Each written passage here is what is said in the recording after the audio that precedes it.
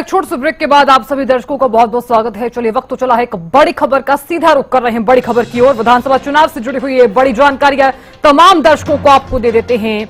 बताएं कि सीएम नायब सिंह सैनी करनाल, लाडवा या फिर नारायणगढ़ से चुनाव लड़ सकते हैं। तीनों में से किसी भी सीट से चुनाव लड़ सकते हैं नायब सिंह सैनी। तो बहुत बड़ी जानकारी आपको दे रहे हैं। और देखिए, विधानसभा चुनाव की घोषणा हो चुकी है और ऐसे में गुरुग्राम में जिस तरह से बीजेपी ऑफिस में ये मीटिंग चल रही थी, बीजेपी चुनाव समिति की मीटिंग, करीब करीब 9 घंटे की ये मीटिंग रही।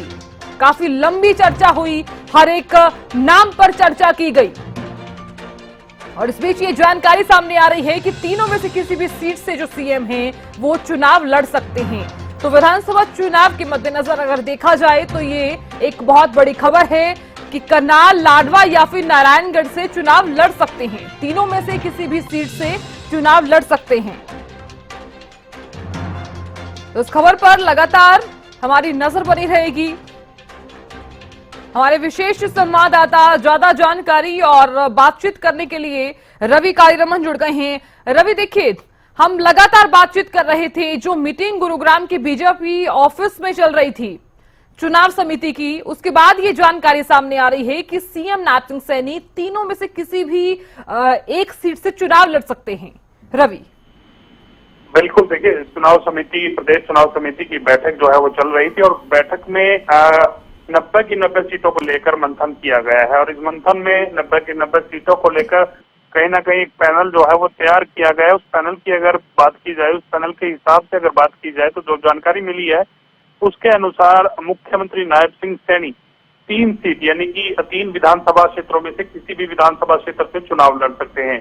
सबसे पहली उनकी जो सीट है वो करनाल सीट है, वो जहां से अभी वो विधायक बने हैं और उसके बाद मुख्यमंत्री है।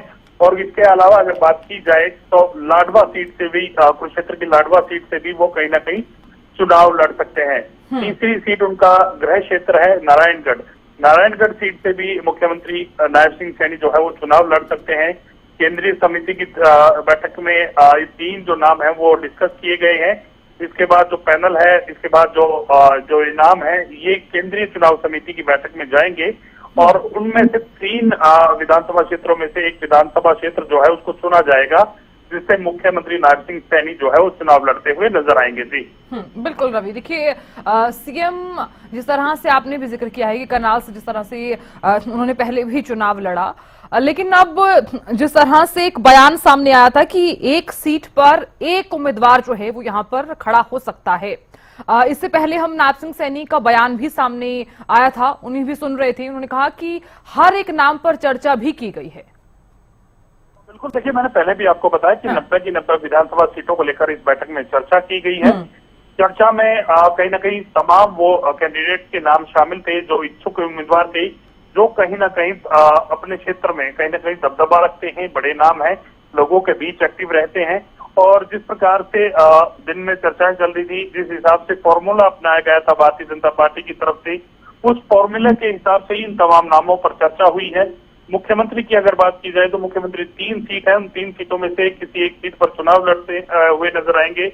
और इसके अलावा जो बाकी 90 के 90 विधानसभा क्षेत्र हैं, उनमें से जो कैंडिडेटों का नाम के आगे जो चर्चा हुई है, नाम के ऊपर जो चर्चा हुई है, तो बाकी 15 से 20 सीट ऐसी है ज्यादा जिनको लेकर नाम लगभग फाइनल किया गया है, यानी कि एक ही नाम जो है वो केंद्रीय चुनाव समिति के पास भेजा जाएगा। इसके अलावा अगर बात की जाए तो जो बाकी जो सीटें हैं उनमें 2 से लेकर 5 तक उम्मीदवारों के नाम, यानी कि 5 तक कैंडिडेट्स के नाम जो है वो केंद्रीय चुनाव समिति के पास भेजे जाएंगे।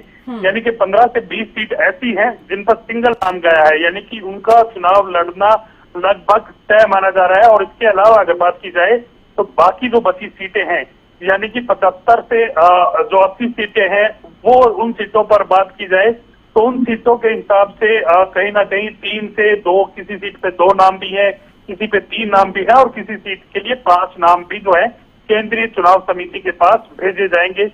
उनमें से उन नामों को फाइनल किया जाएगा, उन नामों पर चर्चा होगी और उसके बाद उन कैंडिडेट्स की जो लिस्ट है, जो सूची है, वो जारी की जाएगी जो मैदान में उतरने वाले हैं। भाजपा की तरफ से 5 पैरामीटर आज अपनाए गए हैं सबसे पहला पैरामीटर था सर्वे की रिपोर्ट, जो भारतीय जनता पार्टी की तरफ से इंटरनल सर्वे कराया गया था। उस सर्वे के आधार पर जिसकी विनेबिलिटी रेट सबसे ज्यादा है, यानी कि जिसकी जीत का रेट सबसे ज्यादा है, उसको प्राथमिकता दी गई है। साथ साथ परफॉर्मेंस उस कैंडिडेट की कैसी रही है अपने क्षेत्र में, उसने किस प्रकार से काम किया है, किस प्रकार से वो एक्टिव रहा है। इसके अलावा अगर बात की जाए छवि को लेकर, तो उसकी छवि किस प्रकार से है, कैसी छवि वो व्यक्ति रखता है। इसके अलावा अनुशासन, उसका पार्टी के प्रति अनुशासन कैसा रहा है। इसके अलावा अगर बात की जाए तो उम्र, उस उम्मीदवार की उम्र कितनी है, युवा है या फिर 75 साल से कम उम्मीदवारों को तरजीह भारतीय जनता पार्टी हमेशा देती है। तो क्या फैक्टर रहने वाला है 75 पार से ज्यादा उम्र वालों को किसी को टिकट भारतीय जनता पार्टी यहाँ देती है, नहीं देती। ये तमाम चीजें जो है वो जब लिस्ट सामने आएगी उसमें तमाम चीजें जो है वो कहीं ना कहीं सामने आने वाली है। आज की अगर बात की जाए, अभी की अगर बात की जाए तो कहीं ना कहीं मुख्यमंत्री की बात की जाए तो 3 सीटों से लेकर माफ कीजिएगा 3 विधानसभा सीटों पर, एक विधानसभा सीट पर वो कहीं ना कहीं चुनाव लड़ते हुए नजर आ सकते हैं। नारायणगढ़ वो सीट है, लाडवा वो सीट है और वो करनाल वो सीट है। इन तीनों में से एक विधानसभा क्षेत्र से मुख्यमंत्री नारायण सिंह सैनी चुनाव लड़ते हुए नजर आएंगे। जी ठीक है रवि, बहुत शुक्रिया बातचीत करने के लिए और नजर बनाए रखने के लिए।